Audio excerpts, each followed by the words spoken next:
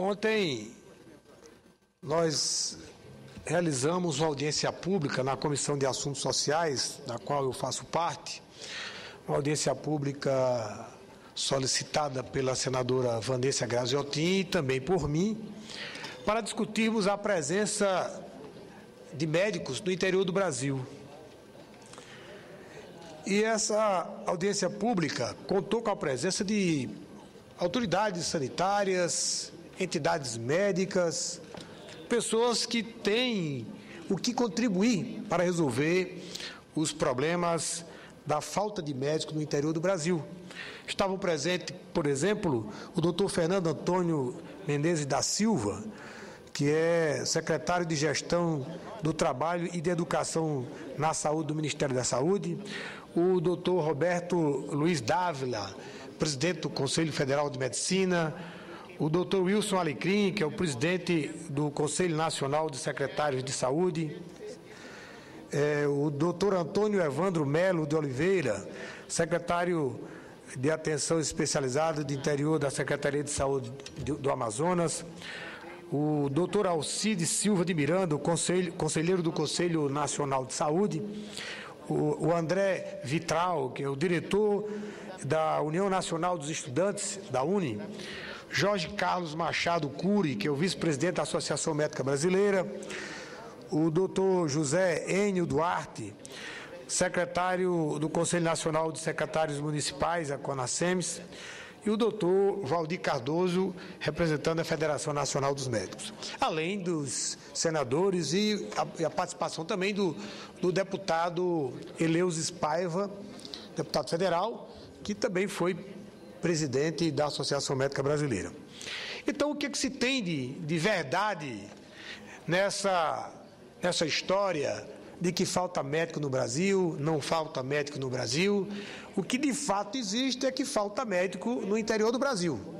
Isso é um fato concreto, insofismável, e que nós precisamos urgentemente trazer as soluções para resolver esse problema, porque milhares e milhões de brasileiros estão sem assistência no interior do Brasil por falta da presença do médico, não só do médico, como também da enfermeira, do odontólogo, mas sobretudo do médico, né? Que é a figura central da assistência, sem, evidentemente, deixar de realçar a importância dos demais profissionais na equipe multidisciplinar de saúde. O Brasil, senhores senadores, tem uma proporção de 1,95 médico para cada 1.000 habitantes. A Organização Mundial da Saúde estabelece um médico para cada 1.000 habitantes. Nós temos 1,95, o que corresponde dizer que nós temos um médico para cada 622 brasileiros. Ou seja, dentro dessa análise, nós estamos mais do que dentro dos parâmetros estabelecidos pela Organização Mundial de Saúde, né?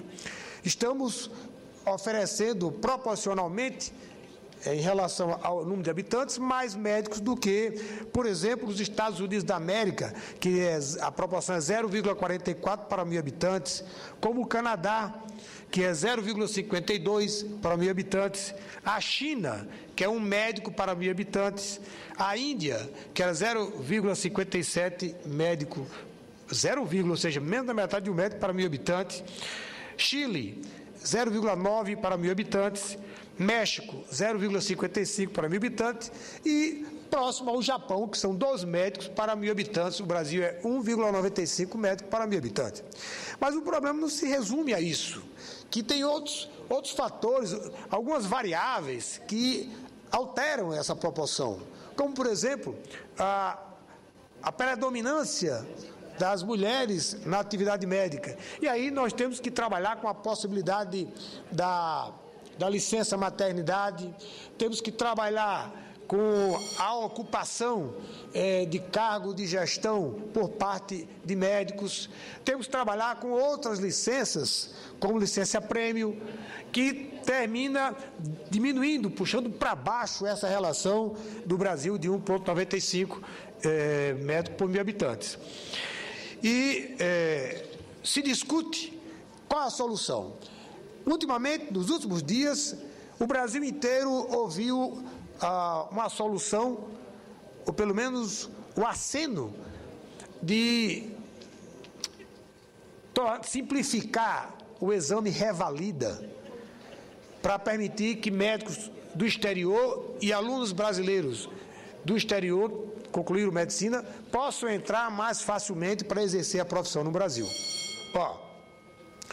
Isso é perigoso. A sociedade já começou a reagir contrariamente a essa possibilidade. Ontem mesmo assisti um programa na Globo News, onde a matéria é francamente contrária ao afrouxamento, à facilitação do revalida, possibilitando desta forma a entrada de médicos estrangeiros no Brasil. Sobretudo em alguns países da América do Sul. Vou dar só um exemplo, senhora presidente. O Brasil não permite a formação de um médico com menos de 7.200 horas de formação. Países como a Bolívia, um médico se forma com 3.000 horas. Então, a grade curricular é diferente da nossa grade curricular, da grade curricular brasileira. A formação do médico do Brasil é tida no mundo inteiro como uma formação criteriosa.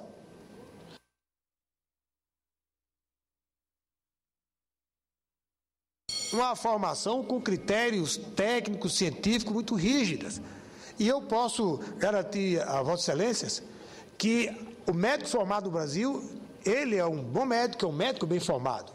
E não adianta tentarmos trazer ou importar profissionais da medicina de países outros, que facilitando o revalida, permitindo ou simplificando o revalida para atender essa necessidade, porque nós vamos oferecer um profissional mal qualificado para atender esses brasileiros. Nós estaríamos punindo duas vezes esses brasileiros. Primeiro, eles ficaram esse tempo inteiro sem ter assistência médica. Agora, como uma forma de desencargo de consciência, o governo brasileiro permitiria colocar um profissional mal qualificado. Não é justo, seria a segunda punição. E existe um provérbio no Nordeste que diz: se você está com um problema... Concluir de fato. Existe um provérbio no Nordeste que diz o seguinte: se você está doente, você tem um problema. Se você está doente, está sendo acompanhado por um mau médico, um médico mal qualificado, você está com dois problemas. Porque já existe o problema causado pela doença e o problema causado pelo próprio médico, que pode até lhe causar uma iatrogenia. Portanto, nós estamos discutindo, e essa audiência pública, composta por autoridades em saúde sanitária, em entidades médicas, demonstraram unanimemente o interesse em discutir esse assunto para resolver o problema de milhões de brasileiros que precisam de assistência técnica, precisam de assistência médica. Nós temos como resolver esse problema. Nós temos como equacionar essa carência e levar a assistência médica aos milhões de brasileiros desassistidos. Agora, com responsabilidade. Várias ideias foram levantadas, várias sugestões foram sinalizadas nesta mesa, neste debate, nesta audiência pública.